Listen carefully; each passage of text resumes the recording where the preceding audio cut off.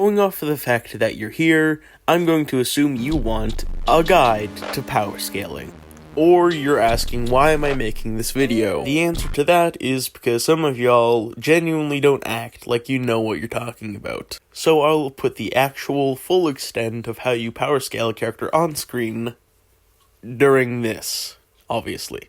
And Lord, you may ask, why so many things? I usually see people put only speed and strength, and that's because they're fucking stupid and lazy. Mostly just lazy, but I just want to attack them because they're annoying sometimes. But also the fact that if you actually paid attention and are looking at this, there are multiple things that you hear people talking about, specifically for attack potency, DC, all of that shenanigans, as well as multiple forms of speed, which people neglect to mention. That's partially because, oh yeah, Sasuke reacts to Haku, a Haku that moves between their mirrors at light speed, therefore he is light speed. But here's the thing, that would be a perception speed, not something like travel speed or fight speed. It would be reaction and perception speed. Which, of course, Might Guy speed blitzes him later in the series. We see this. Meaning you could get Might Guy FTL pre-time skip off of Sasuke's reaction time because Sasuke was reacting to light speed attacks because of Haku. Here's another example, and this is partially why so many JoJo stands are so busted and fast. It is because just having relativity to someone like Silver Chariot or other stands that are relative to Silver Chariot means you're FTL. Because once you figure out the ability in JoJo's, which is the entire hard part about JoJo's, is figuring out the ability. Once you do that, you're able to potentially beat the stand if you meet the requirements, which Silver Chariot had enough speed to hit literal light and react to it. Which is why characters or stands that are relative to Silver Chariot scale to Silver Chariot's speed, i.e. FTL. Because he has shown an FTL feat means that they, by fighting him and beating him, therefore are light speed, if not FTL plus blatantly. That goes blatantly for Magician's Red and Star Platinum. Therefore, any stands that are relative to those stands, like Crazy Diamond, or even Killer Queen, which was somewhat relative to Star Platinum and Crazy Diamond.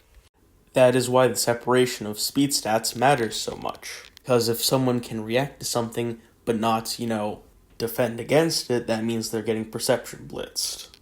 Or at least, another version of speed is getting blitzed. Whether that's movement, attack, or combat speed, it doesn't ultimately matter, because they were able to perceive or react to something, but still weren't able to attack. I will explain this further by explaining each individual type of speed. Attack speed, the speed of which an attack moves. Combat speed, the speed of which a character can fight. The difference for this is a special beam cannon can be a different speed than Piccolo. Reaction speed, this is the speed of which a character can react to an event or action. This is usually grants a short movement upon reaction. Think something like Ultra Instinct, where you react to something you perceive and are able to react to it. Perception speed, the crucial difference between this is the simple fact that they did not have the ability to react to it. Because this is the time frame of which a character reacts to something. That is why the term perception blitz exists. Now for travel speed, flight speed, and conversation speed, which should be fairly obvious. It also says it right there, so pause if you want to read for yourself. But it's basically the speed of which a character moves or flies. Which hopefully I have already shown and explained the differences between all of these. Now to shit you actually care about, which is the differences in speeds and how to calc them. Obviously, everything up to light speed is fairly simple because all you have to do is have distance over time. That's all you really need for calculating speed. Obviously, the difficulty comes with calculating speeds above FTL. To be more specific, just the speed of light. And first of all, you just take the speed in meters per second, then divide it by the speed of light.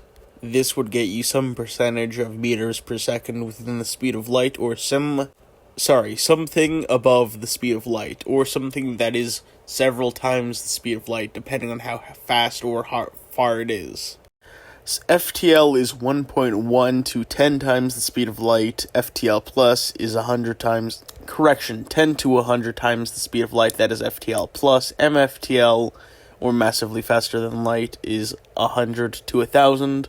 Then, massively faster than light plus is 1,000 plus times the speed of light. The annoying thing is that you'll hear people use immeasurable or infinite speed without knowing or using the proper context. To put it in simple terms, infinite or immeasurable speeds break the speed over time or distance over time speed formula. You may also see irrelevant or inaccessible speeds sometimes. They also break the speed formula. And here's the thing, these may be defined this way, but there are a few caveats that you should know before trying to power scale speed.